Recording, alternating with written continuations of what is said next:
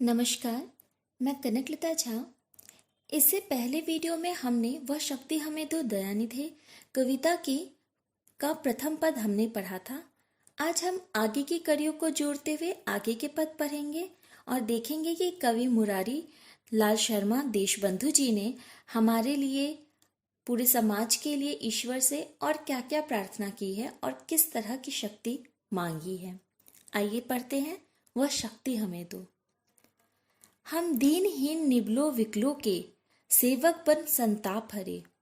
कवि कहते हैं जो दीनहीन हैं, जो असहाय हैं, जिनके पास सामर्थ्य नहीं है कुछ करने का, हम उनका संताप हरे, हम उनका दुख हरे, हम उनके लिए कुछ करें। ऐसी शक्ति है ईश्वर हमें प्रदान करना कि हम ऐसे लोगों की मदद कर सके जो असहाय हैं, जो असमर्थ हैं कुछ भी करने में।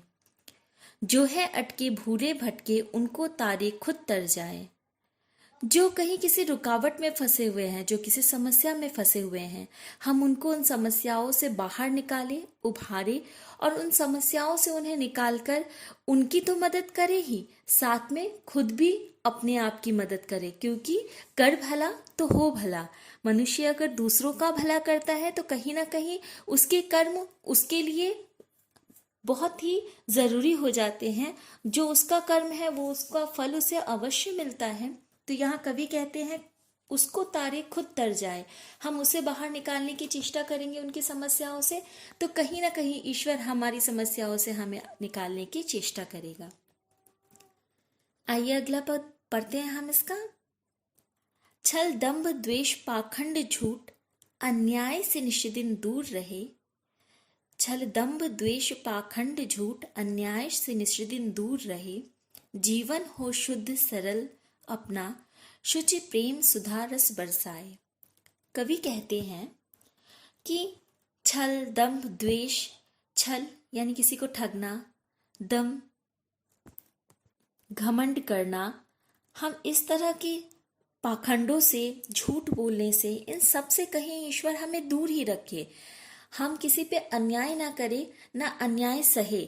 हमें इन सब चीज़ों से, इन जितनी भी कुवृत्तियां होती है, जितनी भी इस तरह की प्रवृत्तियां होती है जो मनुष्य को गर्त में ढकेल सकती है, उन सब से ईश्वर जो है हमें दूर रखे।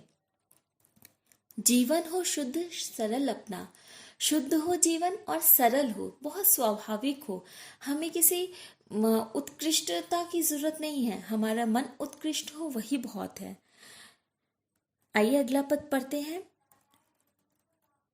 निज आन बान मर्यादा का प्रभु ध्यान रहे, अभिमान रहे। हमारी अपनी मर्यादा, हमारा अपना मान, इसका हमें हमेशा ही ध्यान रहे। जिस देश जाति में जन्म लिया बलिदान उसी पर हो जाए। और सबसे अंत में कवि अपनी कविता में इस दो पंक्तियों को जोड़कर हमें हमारे देश के प्रति जागरूक करने की कोशिश करते हैं। कवि कहते हैं कि हमें हमारे देश के प्रति, हमने जिस जाति में जन्म लिया है, हमने जिस देश में जन्म लिया है, उस जाति के लिए, उस धर्म के लिए, उस देश के लिए हमें हमेशा बलिदान देने के लिए तैयार रहना चाहिए। अगर इस देश को बलिदान की जरूरत है तो हमें बलिदान देना चाहिए। ऐसी शक्ति हमें दो कि हम ये सारी चीजें कर पाए। आइए हम इसके प्रश्नोत्तर पर ध्यान देंगे। इसका लिखित भाग का जो प्रथम प्रश्न है वो है, जीवन को सफल बनाने के लिए क्या करना होगा। जीवन को सफल बनाने हमें परोपकार करना होगा। हम परोपकार के माध्यम से अपने जीवन को सफल बना सकते हैं। दूसरों का उपकार करके हम जीवन को सफल बना सकते हैं। अगला प्रश्न है, कवि किन दुर्गुणों से हमें दूर रखना चाहते हैं।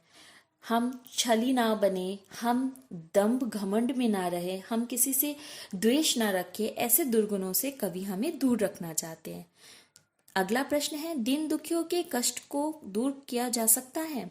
कैसे दूर किया जा सकता है। दीन दुखियों के कष्ट के लिए हमें उनके दुख को खुद समझकर हमें उनके कष्टों को दूर करना चाहिए। अगला प्रश्न, कवि किन बातों का ध्यान रखना चाहते हैं। कवि अपनी मान मर्यादा का ध्यान रखना चाहते हैं। अगला प्रश्न है, प्रार्थना कविता से आपको क्या संदेश मिलता है।